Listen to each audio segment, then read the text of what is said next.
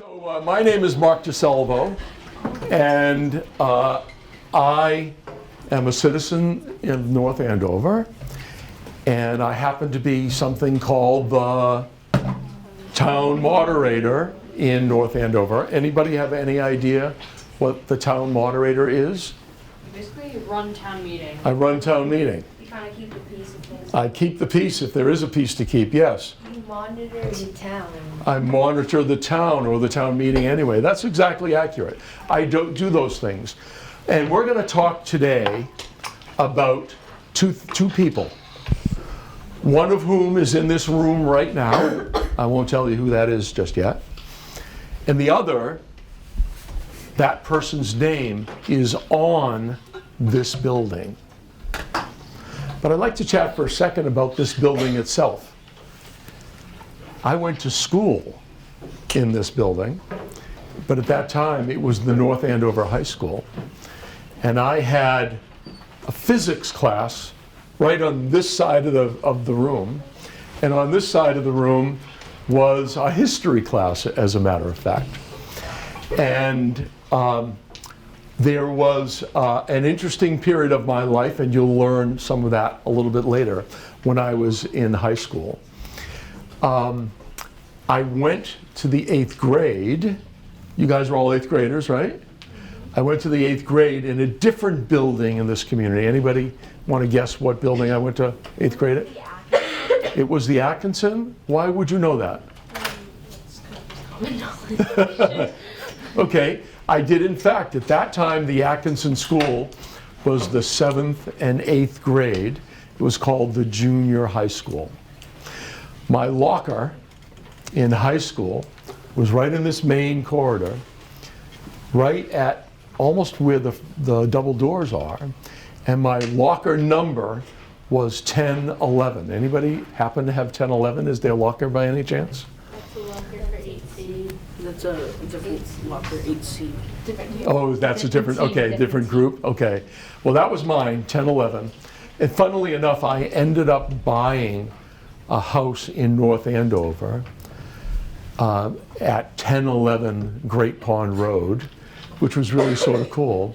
And I bought the house from the person who at that time was my high school principal. So it was pretty weird. Now I understand you guys had some questions for me, however, before we start this thing. Anybody had any questions for me? Go ahead. What was your favorite subject in 8th grade? My favorite subject in 8th grade was, anybody can take a guess? Math. No. Why do you say math? I just said math. Okay. Yes, history. You moved us all over to this side of the room, which used to be it. Okay, that's a good rationale, but it wasn't, but close. Is it? No. It was social studies. And the social studies class that I had was with a teacher by the name of Larry Elliott. And I always thought Mr. Elliott looked like Abraham Lincoln. He was tall and gaunt, and at one time he actually grew a beard. And I always enjoyed that fact that I was actually taking a history class, a social studies class, from a guy who looked like Abraham Lincoln in the 8th grade. Other questions? What's your least favorite subject? Or what was your least favorite subject in 8th grade? In 8th grade, it was probably gym.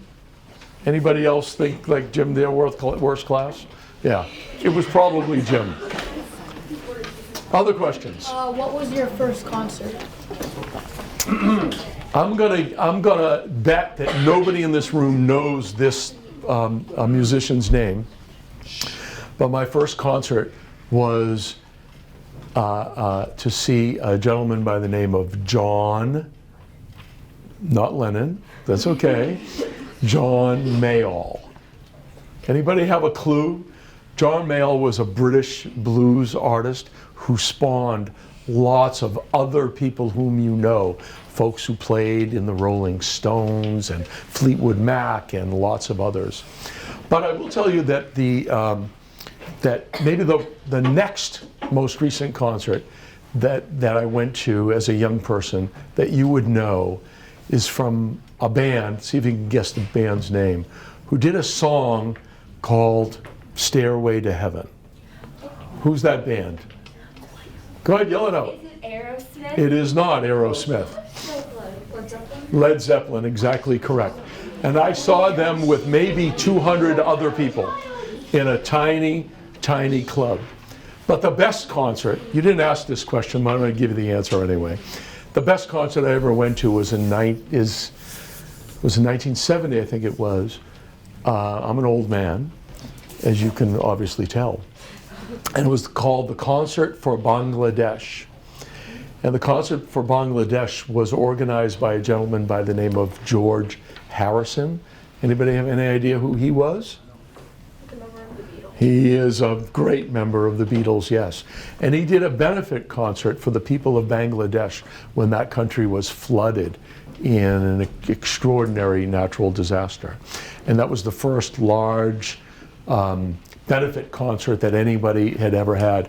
I remember taking a bus down. I was 15 or 16 years old to New York City. I still have the ticket, and I paid $3 to go see the afternoon show. And I thought that was a great, enormous amount of money. Any other questions? What's your favorite restaurant? Where? Locally or in the world? Anywhere. Locally, my favorite restaurant at the moment is a little place, a hole in the wall in Lawrence, that serves pho. F-H-O. Anybody have any idea what pho is? Go ahead. Tell us what pho is. Vietnamese food. Vietnamese noodles and soup, exactly. A little place called the T&N across from St. Patrick Church. I'll encourage you all to go. I was there yesterday. I had a beautiful bun, which was just fantastic, with a nice garlic broth. It was just great. My favorite restaurant in the world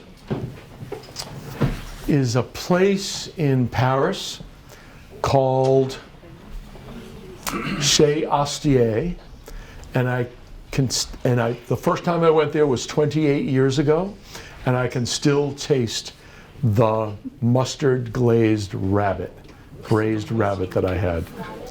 It was fantastic. I was last there 2 years ago again, still in the same place. Glazed rabbit? Glazed rabbit, yeah, mustard glazed rabbit, delicious. Have you been there, Juliet? I have not been there. It's in the 11th arrondissement, where I lived for a little while. And But then, I've had mustard glazed yeah, rabbit. yeah. It's very good. Then a Moroccan section of the city, and now the 11th is really chic. Yeah, I'm gonna find rabbit. Any other questions? I'm the town moderator. I'm acting like I do a town meeting. Any other questions? Shh, come on. What was the coolest place that you went on vacation? It's a really hard question. I've traveled a lot. I've been in 40 states and 44 countries in my last count. I've been in all kinds of interesting places, danger zones, red zones around the world, bombs dropping in Sarajevo or on the Green Line in Beirut, or maybe the most interesting place in terms of an experience was in Northern Ireland, there with my then pregnant wife, and our hotel room was blown up by the Irish Republican Army at that time. So it was a great vacation, by the way, in North. It actually was. It was a wonderful, wonderful vacation, but it was an interesting experience as well to have your hotel room blown up. Wow. Any other questions? Who is the most impressive person that you've met because of Civics? I'm going to give you two answers to that, two people. The first is a gentleman by the name of Muhammad Ali. Does anyone ever, do you know who he was? Shout out, who was he? Famous boxer. Famous what? A very famous boxer. He was a world heavyweight champion, three-time world heavyweight champion, who demonstrated a significant amount of civic agency. All right, we're all going to be attentive, aren't we? Thank you very much. Who demonstrated a great deal of civic agency all by himself when in 1968 he refused to step forward to be inducted into the US Army in protest of the Vietnam War. And because of that, he lost the title as world champion, as world heavyweight boxing champion, and couldn't work for the following 3 years until the Supreme Court, in what I think was an 8-0 vote, agreed that he was a true conscientious objector and did not have to do so. And we met around some anti-discrimination work that I was involved in at that time. So he would be number one. The second would be a person who, his name was Barry, when I met him at that time. And Barry and I worked on a political campaign up in Vermont that I was running. And he worked for me at that time in this political campaign.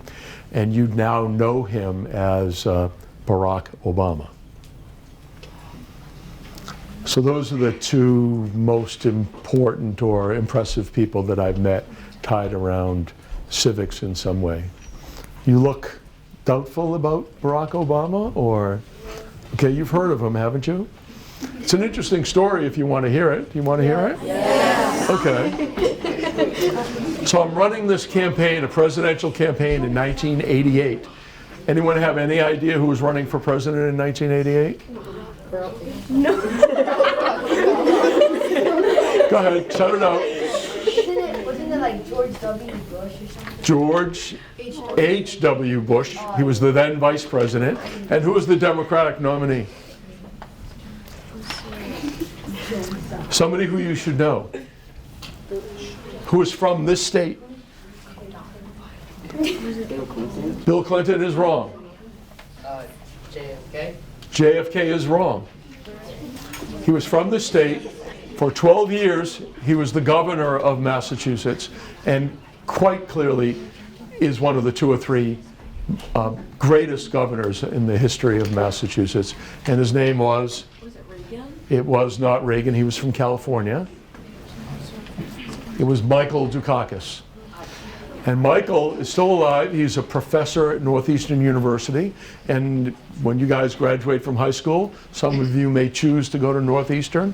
And Michael is a great, great lecturer. Matter of fact, I might talk to Pat and see if I can get Michael to come here and chat with you guys, which would be pretty cool. But Barack Obama, back to that story if you want. I was running this presidential campaign for the state of Vermont and for the Democratic Party. And a guy by the name of Barry Obama, who was then a law school student at Harvard, said that he would come up to help for the last 5 or 6 days. And lots of folks came up to participate. And they came up on buses, and I would greet the buses. And I was expecting this tall, I thought tall perhaps, red-headed Irish kid by the name of Barry Obama. And off stepped this black man from the bus. I had no idea who he was, but he was notable for 3 reasons. Number one, he was probably the second black person in all of Vermont at that moment in time. And number 2, he had absolute charisma, that you looked at him because you felt something special about this guy. And the third was how inarticulate Barack Obama was. And that may surprise you. But at that time, he didn't yet have the skills that he demonstrated as president in terms of the ability of persuasion, and the skills that he had as a speaker. And we sat, this is my desk in the headquarters, his desk was right over here, and for those 5 or 6 days we worked together side by side, whip smart. We kept in touch throughout these years. We had dinner in Boston a few years ago together in the North End at a great other good restaurant that I enjoy called the Daily Catch, actually. I feel like this is a food show all of a sudden. In any case, Barack and I have remained close through those years. Any other questions? What job would you be doing now if you were not working in civics? Or what would you be spending your free time on? So my job in civics, if you will, is as a volunteer. So it is not my living. I've never earned a dollar from, or a living rather, from being an elected official. I'm the town moderator right now. I think my income is $500 a year, I think, to be moderator. Prior to that, I was chair of the Essex County Commission, where I helped eliminate an entire form of government.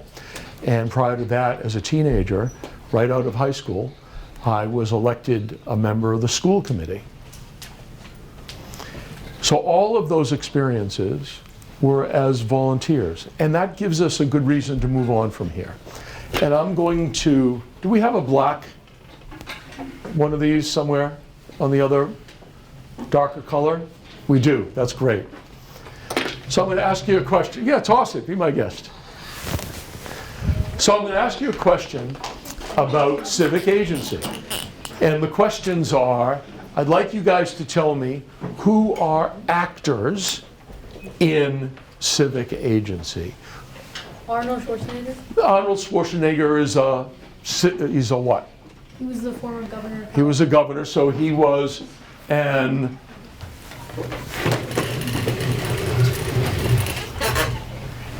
he was an elected official, all right? Who are other actors? Other people who are involved in civic life. By name or title, go ahead. She is a what? She's an activist, okay? So you're an activist. Others? Reagan was Ronald Reagan. Ronald Reagan is an elected official, so go ahead. Others who are involved in civic life, who have a role in civic life. Toss it out, just yell out. Donald Trump did a couple roles in the Yeah, he's an elected official, so others. Cameron Boyce was the I'm sorry, we can't hear you. Cameron Boyce, before he died, was the runner of a nonprofit. So we call that an activist, okay? Let me help you. Citizens, the very act of being a citizen or a voter makes us part of civic life. How about how many examples? Lobbyist? Lobbyists, very good. All right. Others. Come on.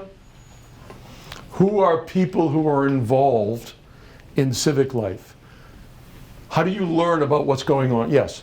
Aren't all of us Speak up. Aren't all of us technically involved in civic? All of you are. You're a citizen, right? But you particularly as students. So if students are part of civic life, who else are? Teachers. Teachers, okay? Others. Other people who are involved in civic life.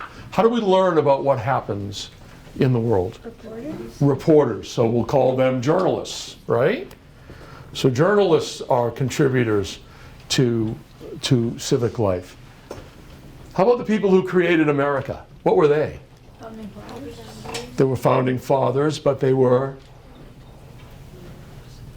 Founders. They were founders, exactly. They were what? I'm sorry, you need to speak up. Pilgrims, no. They were the people who were revolutionaries. Different than activists, right? Literally revolutionaries. What other? There's a popular term, go ahead. Soldiers are part of civic life, very good. Others. There's a popular term right now that's in the news all the time. Politicians, elected officials, but there are other kinds of politicians who are not elected.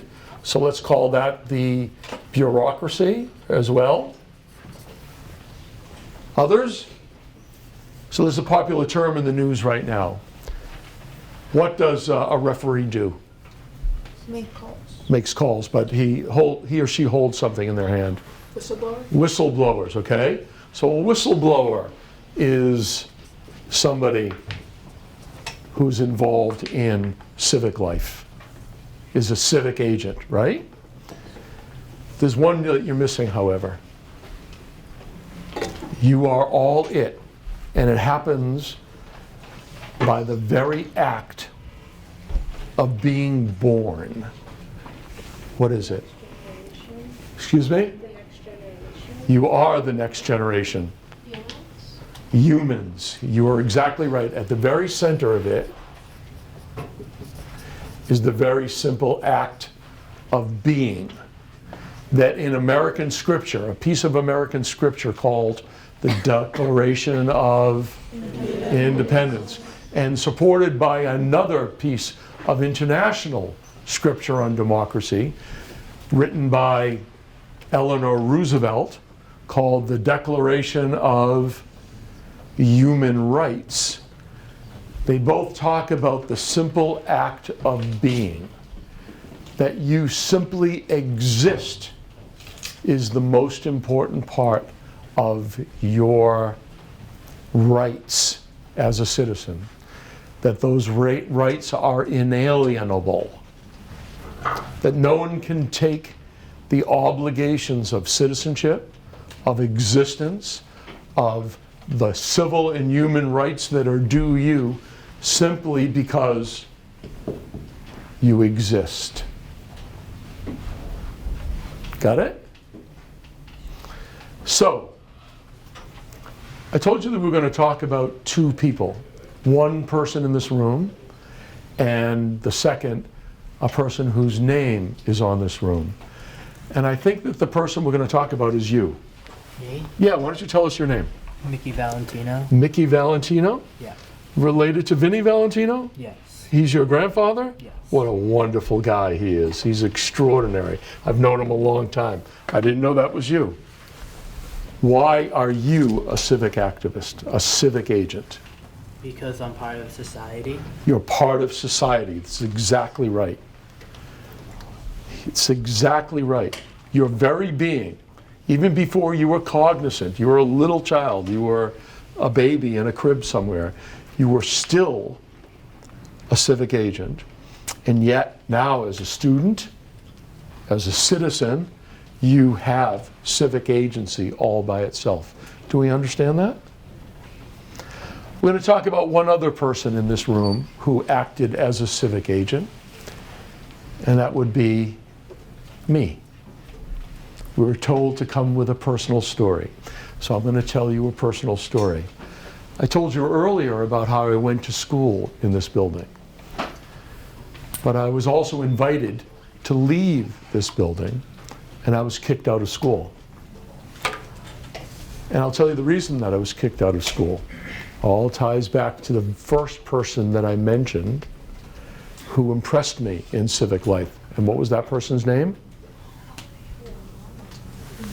Speak it up. Muhammad Ali. That's exactly right. Like Muhammad Ali, I protested the Vietnam War. And I was a freshman in high school and organized a walkout with one other gentleman by the name of David Stanton. And 600 fellow students followed us out the door of this building. At that time, the building had 800 or 900 students in it. That's all. So literally 2/3 or more of the school community followed us out the door. Every single one of those people was given detention, and 2 of us were thrown out of school. We were suspended from school. There was a consequence to being a civic agent.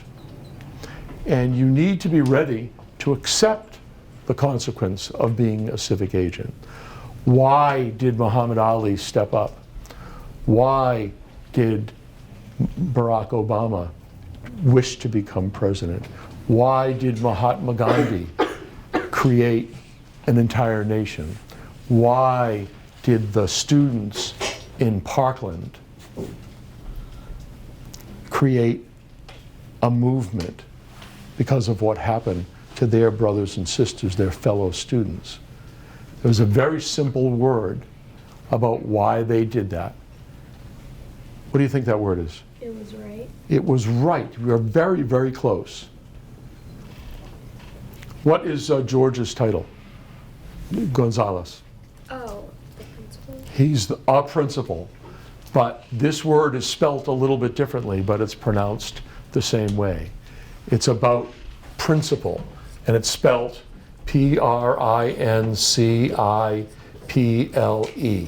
Can you tell me what the definition of principle is?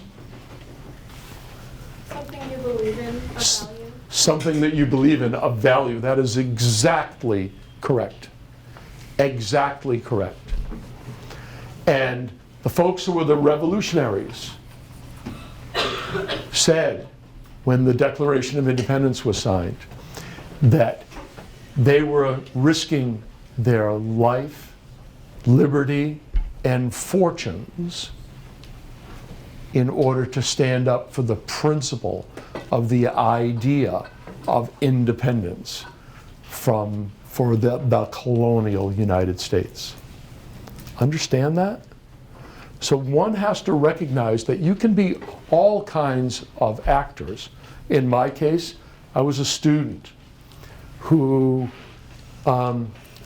we'll add protesters here, who protested something because I believed in what, at that time, I believed was right, and took a consequence as that activist.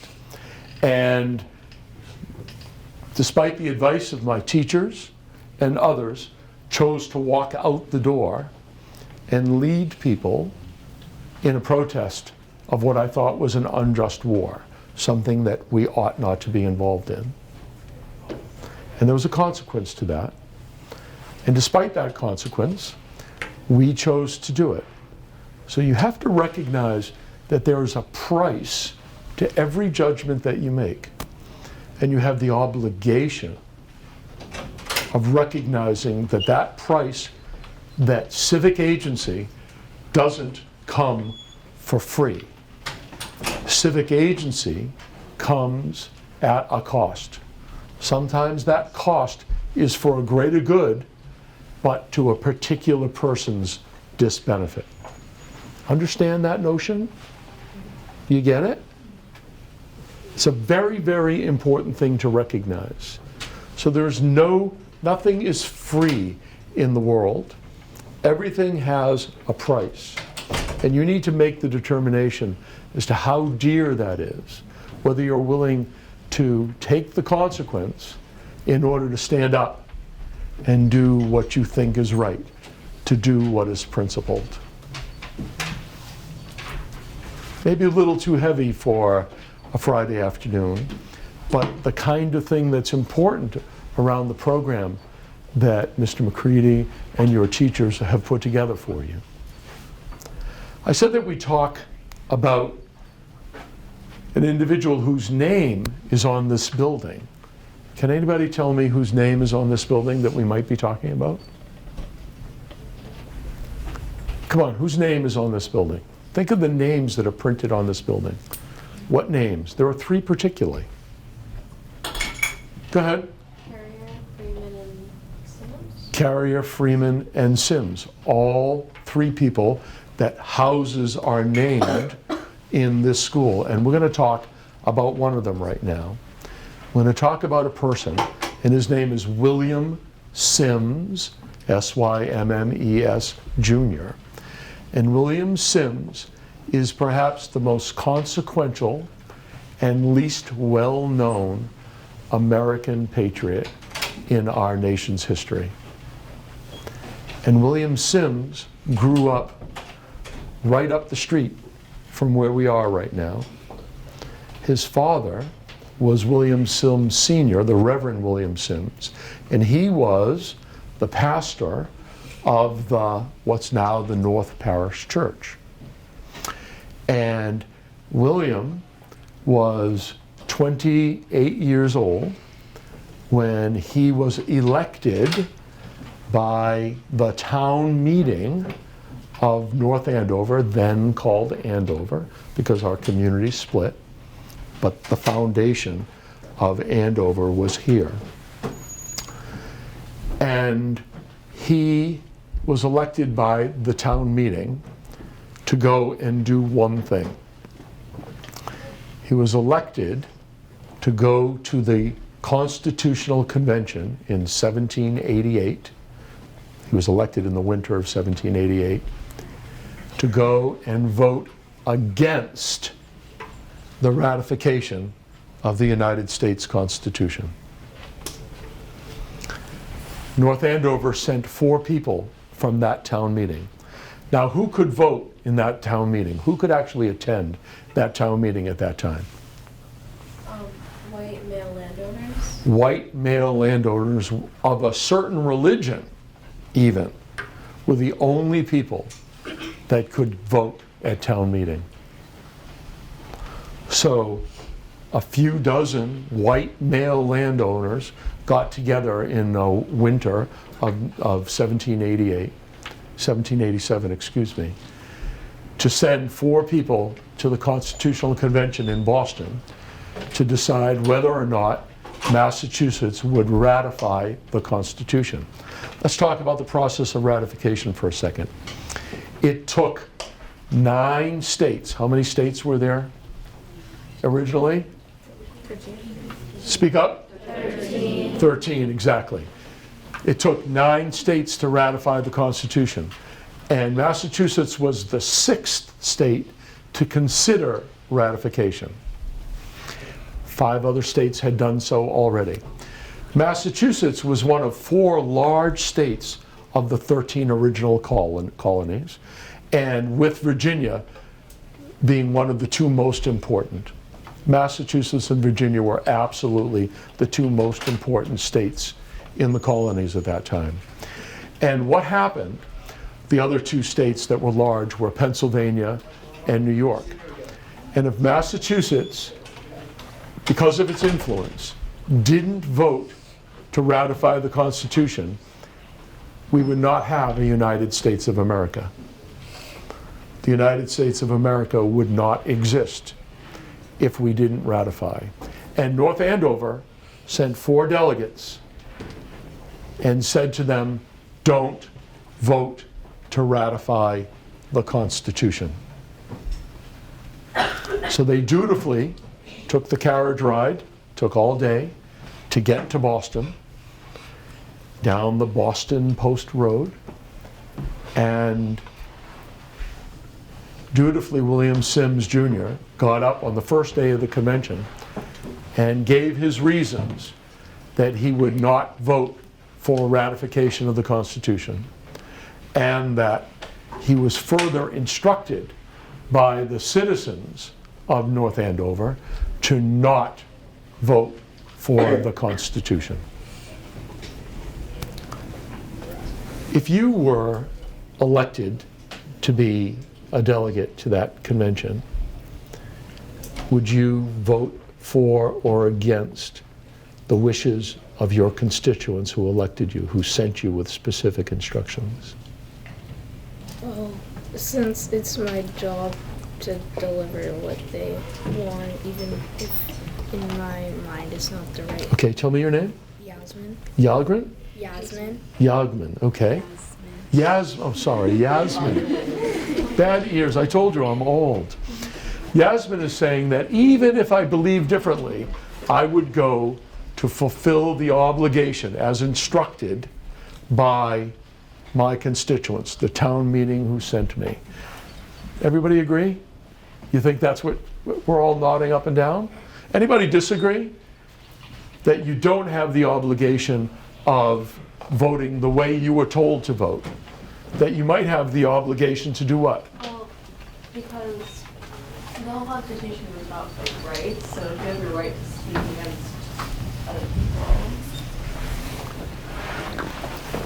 So the Constitution at that time had nothing to do with rights.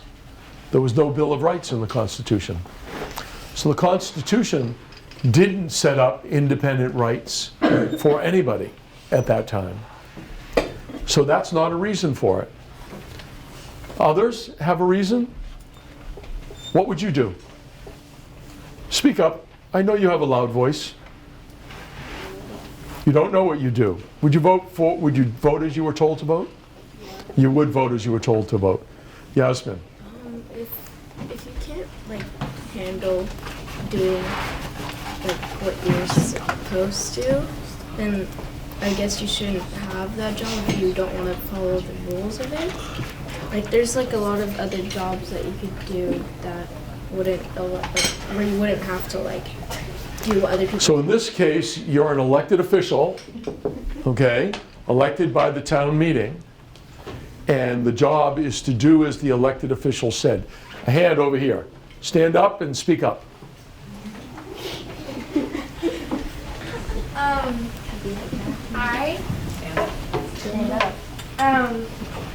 I would, like, if it's the Bill of Rights, since, like, it's also going to be affecting you, you should have, like, they should have, like, voted for what they wanted, because it, like, affected them. Interesting. Other thoughts? I'm sorry, we can't understand. You need to speak up. No, say it again, please. Well, I'm just saying, like, if you want to support, like, ratifying the Constitution, like, I mean, this basically just solidifies that you want to be considered, like, a separate nation from Great Britain, which... We already were a separate nation from Great Britain. That's what I'm saying. Like, yeah, it's that... We were under the Articles of Confederation at that time. And I think Massachusetts was a bigger player because Maine didn't exist till 1820. Yeah. So they were one of the bigger states then, too. Yeah. That could have been a factor why they retired so big. Yes. If you didn't believe, like, what they wanted, if you didn't, like, believe what they wanted you to say, why would they send that person? So they sent that person, they sent 4 people, and they sent those people with the specific instruction to vote no, because the town meeting had read, you presume, the Constitution as proposed, and said, we can't support this. So you were to go to Boston and vote no. Yeah, but shouldn't you send people you know you can, like, trust, that they So you're saying... agree to vote no? So you're saying that the voters have an obligation to be really careful about who they choose to do something. Yeah. Okay, that's fair, and I don't know whether they took a pledge, but they accepted the role and accepted the job to go as a delegate and vote no. I don't think it's morally right, but as someone who's elected to give a message to lie about what it was. So it's morally wrong to vote against the way you were directed. And you remember, I've told you that on the first day, I believe, of the delegate convention, he stood up and he gave his reasons why he was voting no, and also related that the community instructed him to vote no. But we had a very prescient comment from, tell us your name, please. Jackie, who used an interesting phrase. And she said, when I asked her to stand up, and she said the phrase herself, one should stand up for what they believe in. It goes right back to this word, principle. William Sims did something very interesting. He chose to listen. And lots of other people spoke. And the convention was split right down the middle. 50% of people supported the Constitution. 50% did not support the Constitution, didn't want to have the federal government that we have today. And William Sims chose to listen. And on nearly the last day of the convention, and everybody knew what was going on. The entire country was listening and reading about the Massachusetts debate. And William Sims got up at the very end of the convention and he said, Mr. President, And he was speaking to somebody who you know, who has a very large signature. Who might that be? John Hancock. John Hancock, exactly, who had signed what document? The Declaration of Independence, and had been a governor of Massachusetts and a member of the Constitutional Convention. He said, Mr. President, and Mr. Hancock recognized Attorney Sims from the town of Andover. And he said, in effect, I've changed my mind. I've changed my mind. He had the obligation as a citizen to listen, and he chose to. And because of his willingness to stand up for principle, he voted yes to ratify the Constitution. But he had a condition.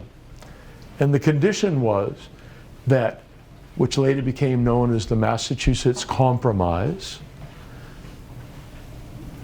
the condition was that a Bill of Rights be added to the U.S. Constitution. The first 10 amendments be added to the U.S. Constitution. And it was because of that, several other people joined him, and Massachusetts endorsed, ratified the Constitution of the United States. And because of that, each of the other states followed through. Because if Massachusetts had said no, it would be dead. You would not be living in the United States of America today. You would not be. I don't know what would have taken its place, but we would not have had a constitution. We would not be the United States of America as you know it today, but for the courage and demonstration of principle that William Sims had. That was pretty courageous, don't you agree? What happened to him when you think he came home? They like probably yelled at him, put him in jail. People yelled at him, wanted to put him in jail. His father probably wasn't happy. His father probably wasn't happy, the most prominent citizen in the community. He was made a social outcast. That's exactly accurate. He was fearful of being tarred and feathered. You know what tarred and feathering is? Yeah, literally. And he came home, and there was another town meeting. Someone like me presided as the town moderator over that town meeting. And William Sims was vilified. He was vilified by the rest of the community, those white landowning men of a certain religion who were castigated him for not having voted. And the other 3 people voted against ratifying the Constitution. So, but for William Sims' one vote and his act of courage, we would not have the U.S. Constitution. The bottom line being that he stood for principle, and he got driven out of town. We're going to have your attention. He got driven out of town, and he ended up living in Portland, Maine. And you know what he did? He got elected a member of the U.S. Congress, the House of Representatives, the very government that he was responsible for creating because of his act of courage and principle. Any questions? Thank you.